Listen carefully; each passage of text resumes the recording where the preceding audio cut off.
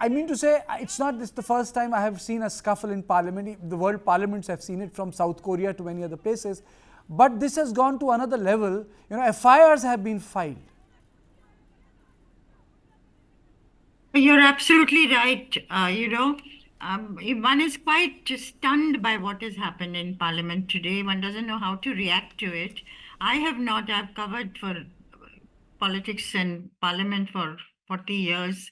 I have not seen this kind of a spectacle ever in Parliament. Yes, in state assemblies, you've had scuffles and people going for each other. But in the Parliament of India, between the top leadership of the opposition and the ruling party, that this should happen and that FIR should be lodged. And why couldn't those in Parliament, others who were, you're absolutely right. Why didn't people intervene in good time? Uh, but it shows an amazing, terrible bitterness between the two sides. Forget dialogue, forget communication. There isn't simply and there is nobody who can help to defuse the situation. Is there any antidote to this bitterness? I mean to say, they are political rivals. I don't think they are enemies in parliament, because ultimately you represent the nation and it's for lawmaking. Absolutely right. They're not supposed to be enemies. They are opponents. They are adversaries and political adversaries. And we've seen people, after very sharp debate in Parliament, sitting together in Central Hall and having a cup of coffee. And I keep saying this. I've heard Pramod Mahajan, who was Parliamentary Affairs Minister, say, "Acha bahut ho gaya, aapki baat sun li. You reached out to your constituency. Now let's sit here and sort out everything. The House has to run and issues have to be raised." And it was sorted out. Every time it was sorted out. But this time, I don't know. It's gone. It's almost vicious.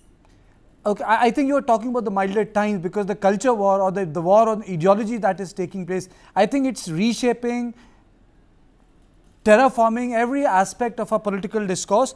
Now, first, let me go to Mr. Mukesh Tyagi, your version of events, and then I'll go to Sujata Paul. What is your version of events, sir? No, there is a legal maxim called res ipsa loquitur. I think things speak for itself.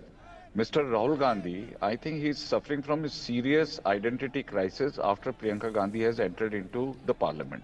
Because now there is in-house competition going on that who is legitimate leader of Congress.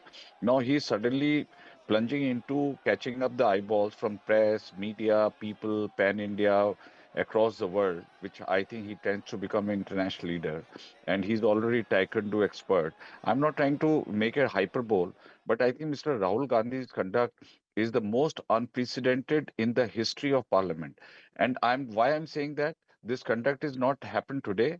You have seen the way he mimicked Vice President of India, Mr. Dhankar, outside the parliament. They laughed, they mimicked him. He has torn past legislation in front of the media by Manmohan Singh government. So there are a number of unconstitutional behavior which Mr. Rahul Gandhi is indulging in. Now he is a constitutionally holding a position as as a leader of opposition. I think he has got an onerous responsibility to ensure that he conforms to the highest standard of the parliamentary behavior. But what was the need for him? It was, I think, quite far off. He could have entered from other sources also, but he made it a point that he want to go through where the BJP guys were protesting. There was a separate dedicated corridor, and it did not happen today. It is a practice in the parliament that the security cordon of one area, so there is no obstruction to the ingress and entry to any parliamentarian. Mr. Rahul Gandhi could have conveniently gone into it, but he insisted that he will cross through this parliamentarian, and he was showing up flexing his muscles. That is what the eyewitness says. And he pushed some of the parliamentarians, which fell onto Mr. Sarangi and Mukesh. So this kind of hooligan attitude, and this is not something which is happening for the first time. They stand on the table in the parliament. They go into the well, throw the torn pieces of past legislation on the face of speaker and the chairman of Rajya Sabha. So this kind of conduct, and what these people have blown it out. Let me tell you, it began with Rahul Gandhi. It's a concerted and deliberate strategy. Mr. Amit Shah made a statement which is obviously like edited to their advantage that fashion ho gaya, ye ho gaya, Bhagwan ka naam lete to itna ho jata. This, they did not play the full video. Even then, let us assume there is a some between the line, some kind of a undesirable language is spoken by Mr. Amit Shah. Let us hypothetically examine. They could have very well come and say, Ambedkar ji is our revered leader. I think we should not have made this statement. They deliberately made mountain out of a molehill. Okay. They had the planned strategy to create embarrassment to the government, and that's the reason today it has blown out of proportion. It could have been nipped in the bud. So Okay. what it shows their intention that they want to somehow embarrass the government. Either it's Adani issue, it's a Hindenburg issue, it is Rafale Okay. issue, and Okay. everything they fall flat on the face. Fair enough. Not even till today, they have been able to come out with a clinching Okay, so let evidence me also take an against opening comment from Sujata Paul. Okay, that was your opening comment. Sujata, to you. Yes. Today, what has happened is a black day, and it will remain a black day in the history of India's parliament. And this has happened in the time of Narendra Modi ji.